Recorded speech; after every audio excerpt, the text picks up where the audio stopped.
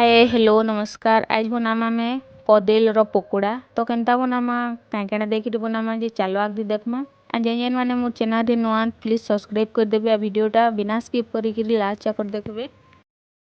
एटा first कच्चा कदेल नै जिमा ना मैं कच्चा कदेल तीनटा नै छे। एटा साइड साइड टा काटी दमा आउ छालीटा भल से निछि दमा।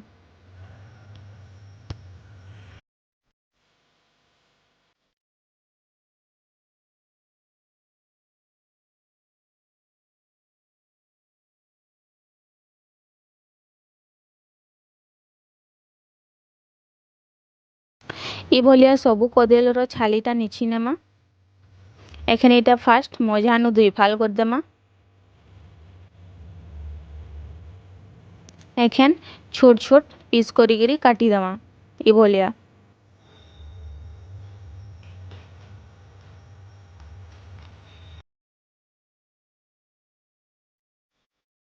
सबु कदेलटा काटी नहीं छे ई भलिया छोट छोट बेसी बड़ बड़ नहीं करबे।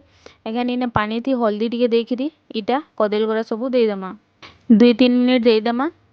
तार बाद मैरिनेट करबार लगी मसला रेडी करमा।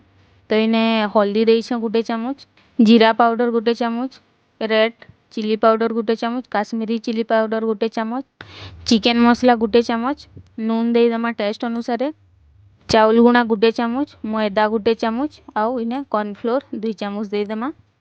अदा लहसुन पेस्ट 1 चामच लेखे दे दमा। इने राइस धोब राइस 1 चामच दे दमा। आखन हल्दी पान रे जेन कदेलटा पकई थिला सेटा छानी गिरी थी सबु दे दमा आउ भल से मिसे दमा।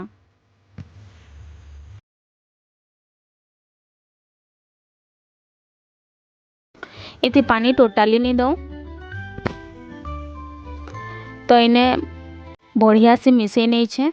एखन इटा ढापी दमा 5 मिनट केते तो ऑटोमेटिक पानी बाहरी जिबा। 3 मिनट हो गला।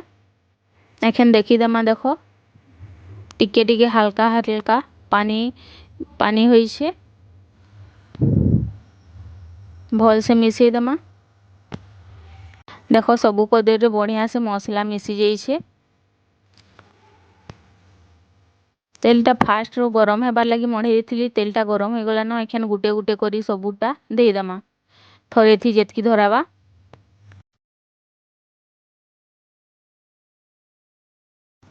घाटी दमा टिके।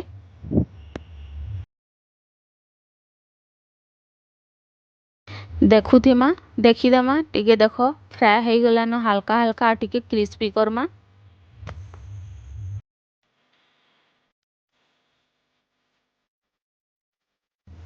तो इने फ्राई हो गला न बढ़िया से क्रिस्पी भी हो जाई छे। एखन एटा बाहर करी करी सबुटा प्लेट रे दे दमा।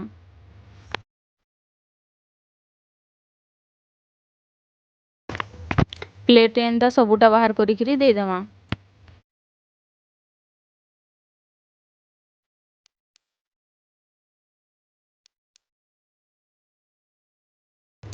एखन लास्ट रे मर्ची 4टा फाल करी थिले आ करी पत्ता इटा टिके टिके छानी दमा आउ जेन पकोड़ा अच्छे से ऊपरे दे दमा।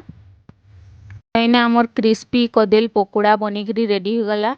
बहुत टेस्टी लगी थी। आपण माने भी घरे थरे बने देखबे खाई देखबे आ केनता लागबा जे कमेंट रे जरूर बताबे। तो आज रो लगी थैंक यू बाय बाय।